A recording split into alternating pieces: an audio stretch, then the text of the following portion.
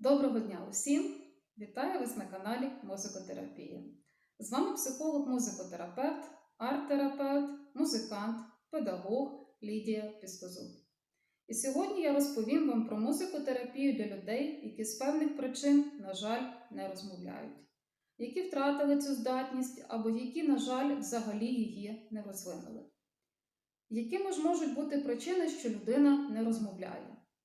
У першу чергу це причини психологічні, емоційні, коли упродовж свого життя, на певному його етапі, людина потрапляє у гостру психотравмуючу ситуацію, стан стресу, шоку, втрати рідних чи близьких, або інші ситуації, які у підсумку призводять або до порушення мовлення, скажімо, до заїкання, або ж до повної втрати мови. Звісно, це ще можуть бути органічні порушення, спадкові захворювання, наслідки інших прожитих захворювань на певному етапі життя. Яким же чином допоможе саме музикотерапія? Ми знаємо, що музикотерапія вважається однією з найм'якших, найделікатніших та найекологічніших методик психокорекції – корекції поведінки людини.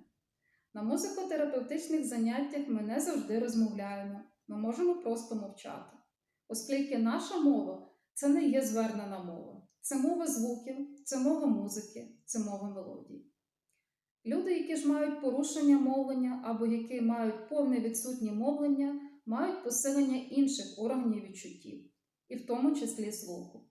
Вони надзвичайно вразливі, надзвичайно чутливі, надзвичайно емоційні. Оскільки у них хороший слух, усі вони люблять музику. Просто слухати чи грати в парі чи грати наодинці, пробувати інші музичні інструменти.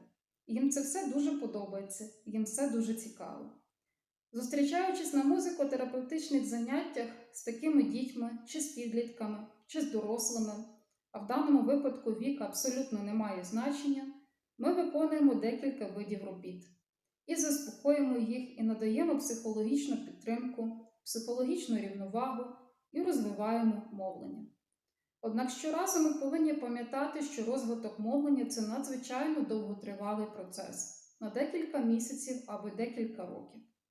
Це обов'язкова робота за певною індивідуальною програмою, яка враховує і побажання дитини, якщо це дитина, і побажання батьків чи інших родичів. У моїй практиці був випадок, коли до мене звернулася мама 12-літнього хлопчика з аутизмом, ДЦП та повним відсутнім мовленням. І лише за 8 місяців планомірної роботи, музикотерапевтичної роботи, двічі на тиждень, дитина почала складати простенькі склади, простенькі слова. Вона реагувала на звернену мову, відповідала, посміхалася, кивала, підтверджувала те, що вона мене чує. Ми виконували музикотерапевтичні завдання, перевіряли домашню роботу, додавали нові техніки. Лише в випадку планомірної, постійної, багатопланової роботи ми досягнули проміжкового результату. Це все, що я хотіла розповісти вам на сьогодні. Миру, здоров'я, буду рада вашим відгукам, пропозиціям, поширенням, вподобанням. До зустрічі!